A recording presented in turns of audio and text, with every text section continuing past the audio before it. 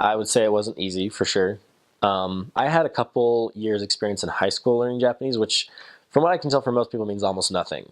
But I actually had a really good teacher my first year in high school. And he, I believe, just based on what I remembered and what I learned in the MTC, I believe he actually tried to, at least to some degree or another, cover everything that's taught to you in the MTC. Because I remember other missionaries in my district who had taken 4 years, 5 years of Japanese in high school or junior high or wherever they could, were saying how within 2 or 3 weeks they were caught up with what they'd learned in school in the MTC. But I think that my Japanese teacher had served in Japan, had been in the MTC, and intentionally made it so that you would get a really intense crash course of, I mean, obviously we didn't dive really deep into principles in one semester, but I remember even towards the end of my MTC experience, I was like, yeah, I remember learning this in high school.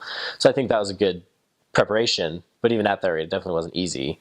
And mastery came much, much, much later. I feel like I was not really thinking about everything that I was saying probably about 6 months from entering the MTC to, not 6 months in Japan, 6 months from the MTC on. But I would say that that was probably exceptional. I really focused on the language while I was there. I felt like I quickly started to feel like it was very important to the people that I was talking to that I was able to properly communicate with them. And so I took it really seriously. In terms of tips or anything, I'm not sure if there's any particular way that everybody's going to learn, but probably the biggest one would be take it seriously.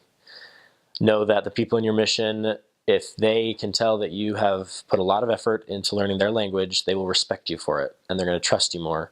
That was especially true in Japan, I feel like. I can't speak for other countries, of course, but I feel like it was really true in Japan because, probably like many parts of the world, America is a focus. They are required to learn English in their schools, which we're not required to. Well, most schools aren't really required to learn language at all, a different language. And if we are required to learn language, it's your choice. You can learn German, Spanish.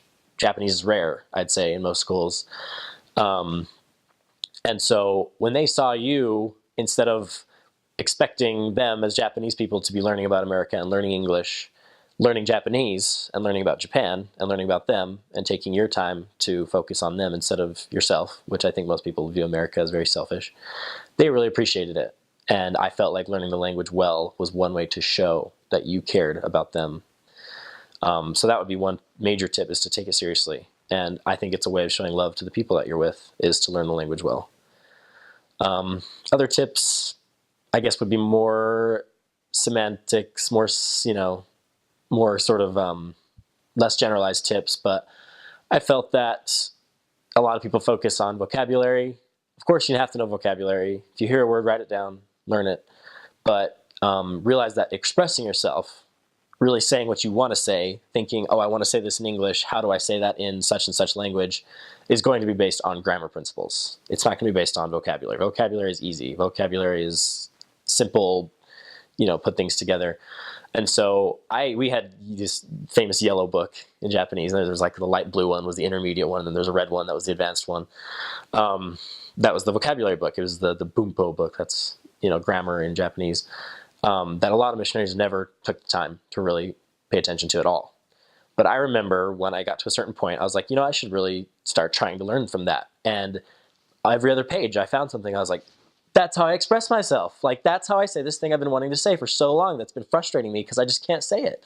You learn what it's like to be a 2-year-old because they want to say things, I'm sure, and they can't say them because they don't know how. But that's how I felt. And I was reading through that grammar book, not just vocab. And I was finally able to express myself in these kind of creative ways, these fun ways, these interesting ways that other missionaries just never learned if they didn't take the time to do that. So that would be my tips for learning. I mean, the easy part of Japanese was that it's more structured than English. And I think a lot of languages are. But other than that, you're learning character-based language, the order of sentences is different. You really got nothing to go off of, so it's hard. You got to take the time.